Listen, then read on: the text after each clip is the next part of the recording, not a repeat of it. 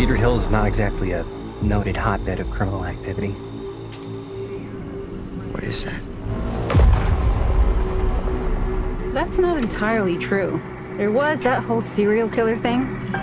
Why do you hate Cedar Hills so much? Used to be like town mascot.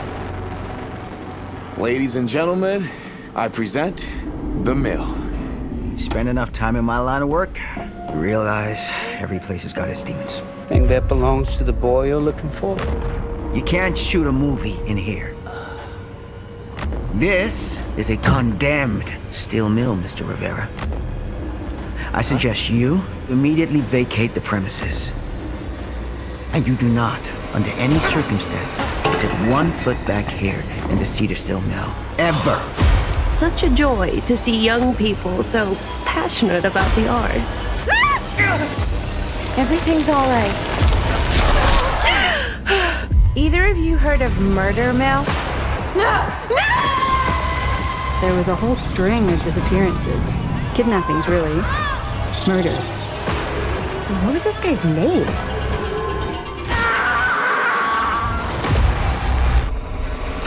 I don't think the police ever found this place.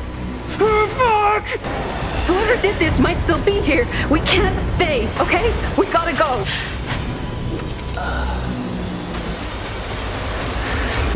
And cut.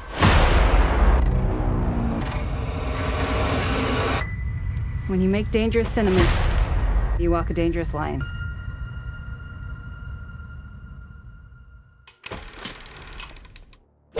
Well folks, a new trailer has been released for the casting of Frank Stone, a game set in the Dead by Daylight universe, and made by Supermassive Games, which is one of my favourite horror game developers.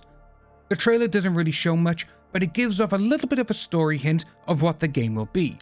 The trailer shows the age-old movie cliche of a group of people are making a movie in a location where real murders have happened.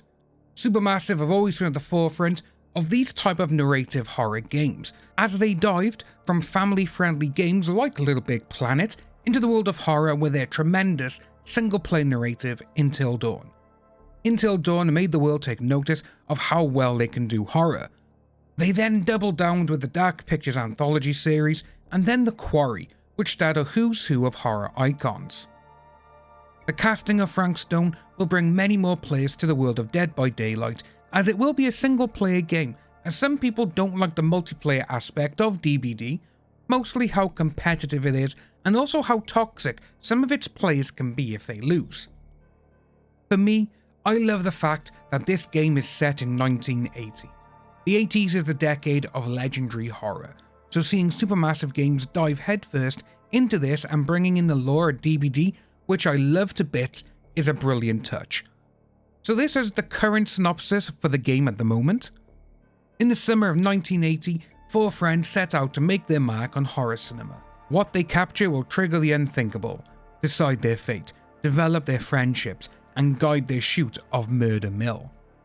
Right off the bat, I love that we will get to guide how they make their movie. In Until Dawn and The Quarry, making certain choices like in Until Dawn when you need to choose to shoot Emily or not, or if you're Chris and you're tied to the chair and you choose to shoot yourself or Ashley, these are more nerve-wracking than anything else in these games, which I hope they do bring to this. In the trailer, we get some great shots of the Huntress mask, the Entity, and a whole host of other DBD lore Easter eggs. Are we going to see the Entity involved in making the killer do things?